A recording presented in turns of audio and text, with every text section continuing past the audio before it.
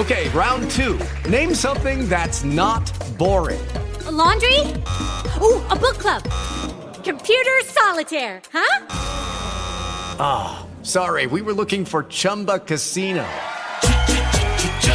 That's right, ChumbaCasino.com has over 100 casino-style games. Join today and play for free for your chance to redeem some serious prizes.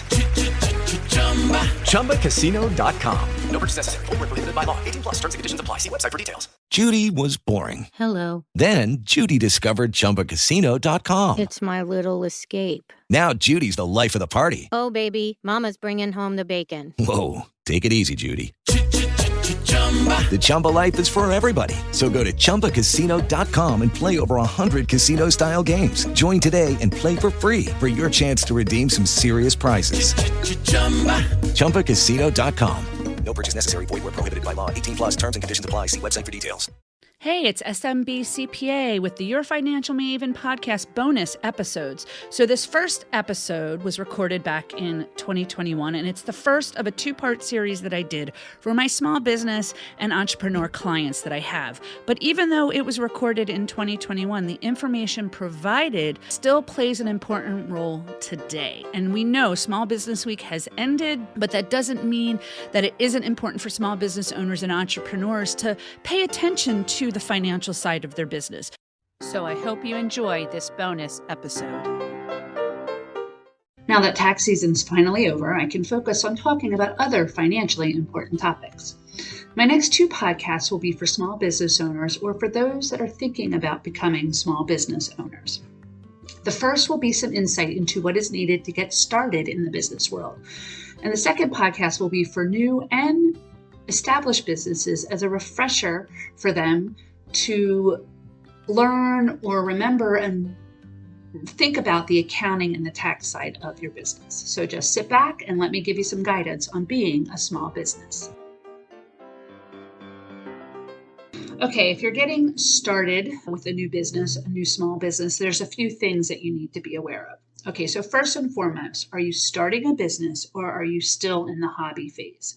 The biggest indicator here is, are you doing this to make a profit or are you just doing it for sport and recreation?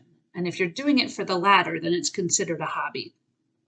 If you're doing it to make a profit, then you have created yourself a business. So welcome to the business world. As a small business owner, here are a few things that I recommend or tips that I'm going to give you. So the first thing that I recommend is you considering getting a federal employer identification number or an EIN. Why is this important? Well, it's important for several reasons. These are not all inclusive, but a few of the reasons why are for you to be able to get a business bank account, to be able to apply for loans and grants, and if you're going to have employees for payroll purposes. And especially with payroll, because you don't just have to pay your employees, but you're going to have to do some payroll tax returns quarterly or year end. So you're going to need that EIN. And getting the EIN is free, and it's actually fast to do it through the IRS's website. You can go to irs.gov. And in my opinion, you don't really need to pay a service to apply for and get and obtain your EIN. It really is simple. It takes probably about 15 minutes on the IRS's website. And really, my recommendation is if you're just getting started and you're just not 100% sure if this is going to take off, are you going to go beyond being a sole proprietor, where your business structure is going to head, you may want to hold off getting that EIN initially. But if you are ready to go full steam ahead, even as an entrepreneur, a sole proprietor, then getting that EIN number is very important. You can make changes to the EIN, but those changes are really address changes and name changes. And those are simple things that can be done.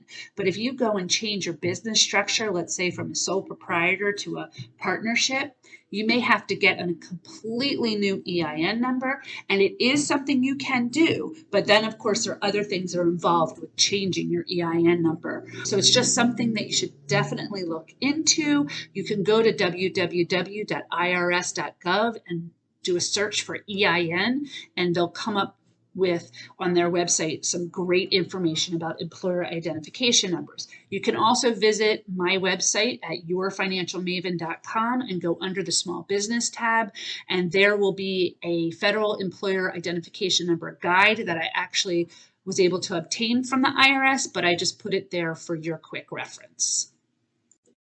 So beyond getting your federal employer identification number, there's some other important things that you need to be aware of, especially for a new business. And one of the things you absolutely need to do is you need to research your state's requirements for registering your business, including the name, the address, and what kind of business it is. Even if you're a sole proprietor, you may have to still register with your state. I'm in the state of Pennsylvania, and I can tell you that if you have a fictitious name, you're going to have to register. And you're going to have to pay to do that registration. But if you are using your legal name for your sole proprietor business, or really actually for your business, you don't necessarily need to register in the state of Pennsylvania. I can tell you for myself, I am a sole proprietor. My actual business name is Mittman Besnoff Agency. I do business as Your Financial Maven, but I went ahead and I still registered my business name because even though I'm a sole proprietor now, I might decide to become a limited liability company or an S corporation, or I might take on a partner. So I wanted to be able to have that already registered. It is important to check what documents you might need with your state because beyond registering, you may have to file for sales tax number and to be registered for the sales tax area. For payroll, you might have to register if you have employees because you're going to have to pay some unemployment taxes and other, quarterly taxes and yearly taxes for the states that you live in. So it's very important that you look to see what your state requires, and most likely when you go to have to register with your state, you're going to have to pay a fee. There are sites that can help you do all of this registration. Just remember, not only will you be paying the state fees, whatever those might be, you're going to have to pay the site or the organization or the lawyer or whoever you hire to do your registration. You're going to have to pay for their fees as well. Now, don't freak out because the good thing of this as well is those are business expenses. So yes, you're paying them and you might not see or recoup them right away, but it's something with regards to what you need to do for your business. So definitely go to your state. You can type in, for example, for the state of Pennsylvania, doing small businesses in state of Pennsylvania. A lot of great resources will come up. The IRS has some great resources for small businesses on their website at irs.gov. And also the Small Business Administration, you can look it up. I think it's sba.gov, but they've got some great resources as well for you to get started with your business. And of course, they've got great resources if you're already established. Okay, so that is basically something that like I said, it's very important to make sure that you have all of your paperwork in order. So as part of getting your paperwork in order, you need to determine what type of business structure. Am I a sole proprietor, a partnership, a corporation, an S corporation, or a limited liability company? So it's really important to help see where you're going, what kind of business structure you want to be. The Small Business Administration has a great chart on their website. I'm actually putting that up also on my website at yourfinancialmaven.com under the Small Business tab. And it's a basic chart that gives you basic information about the business structures and what's required. The IRS also gives you more information and some detailed about those different business structures. So again, the business structures that I'm talking about are sole proprietor, partnership, corporation, S corporation, and those LLCs, limited liability companies, which can be single membership, partnership, type of entity. Business structures, depending on what you are going for, also depends on what kind of liability you and or the business has involved for that, as well as for tax purposes. Because if you're a sole proprietor, your tax return gets filed with your personal 1040 return on the Schedule C.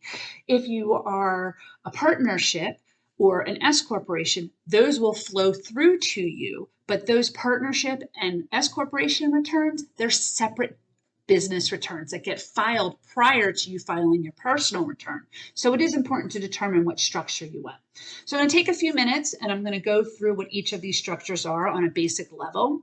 So it gives you an idea of what you're looking at. So for a sole proprietor, it is somebody who owns an unincorporated business per the IRS. This is how they define it. Like I said, I am a sole proprietor. And with being a sole proprietor, there are pros and there are cons. One of the cons is liability. And when I say that, I do have coverage. I've got business insurance. I've got ethics insurance. I've got professional liability insurance, all those kinds of things that go with being a certified public accountant. But if something were to happen, the IRS could come after me and all of my personal assets. There's no protection. The other business structures will most likely provide you, the owner, with some protection. So that's why you have to consider that as well. And being a sole proprietor, there's really nothing wrong with it. One of the pros that I look at being a sole proprietor is everything that I bring into my business and I make for my business, I get to use as I see fit. I can use it to pay my bills. I can use it if I want to go on a trip. So being a sole proprietor, the money that you bring in and the expenses that you spend are all on you. It's all your business. I still recommend separate business accounts and tracking of all that stuff separately, but it is your money. There's no distributions. You don't have to pay taxes on that money. However, I also recommend that estimated taxes, and that's something I'll get into in my second podcast, is something to look into even as a sole proprietor. Okay, so that's a sole proprietor. Next up is partnership. Okay, so a partnership per the IRS is a relationship between two or more people to do trade or business. Each person contributes money, property, labor, or skill, and they share in the profits and the losses of the businesses.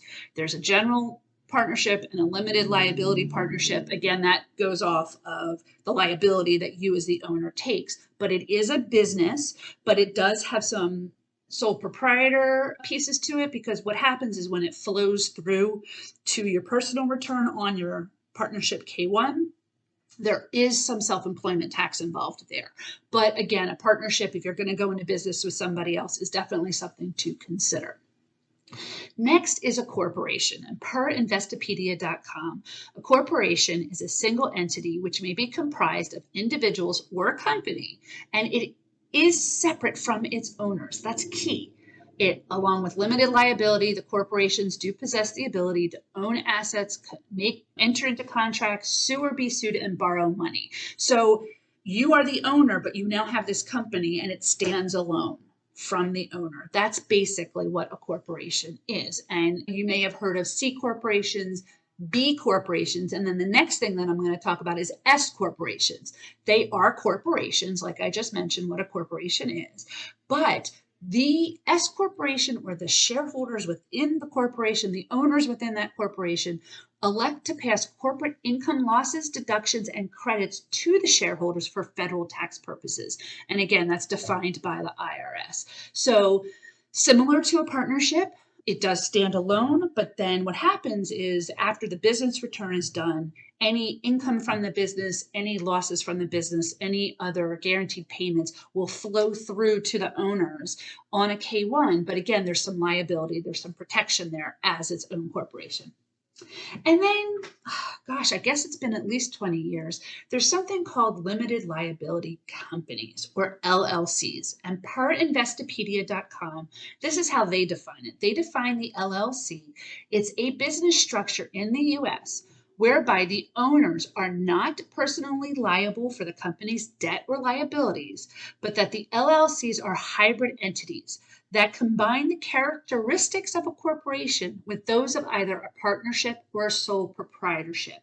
And if you are an LLC as a sole proprietor, you are probably considered a single member LLC. With the LLCs, there could be some differences between federal and state. So again, it's something you have to look into from a tax side. How does it benefit you?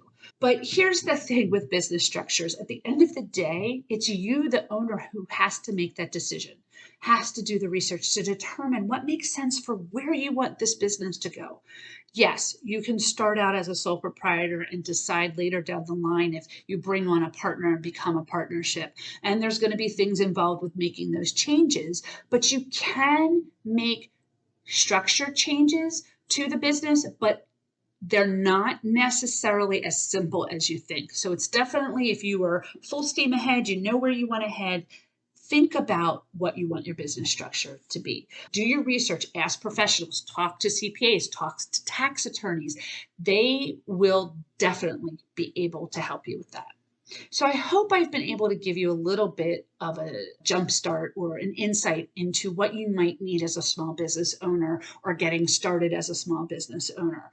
In my next podcast, I'll begin to talk to you, the small business owner, whether you are new or established, regarding the accounting and the tax side of owning your own business. These are very important things to know. There's important facts and tips that I want you to have in your back pocket. I've come across a few clients over the years in doing this for myself that they have this passion to do this business. They get started and they realize a month in, 3 months in, a couple of years in, that they may not have done some things properly from the accounting or the tax side, and they need help to get back into the good graces and things like that. So I do want to be able in my next podcast to give you some insights, make you, the business owner, a little more relaxed on the financial side of the business so that you can focus on your actual business side with little to no worries, but still have an understanding of how things financially are supposed to run.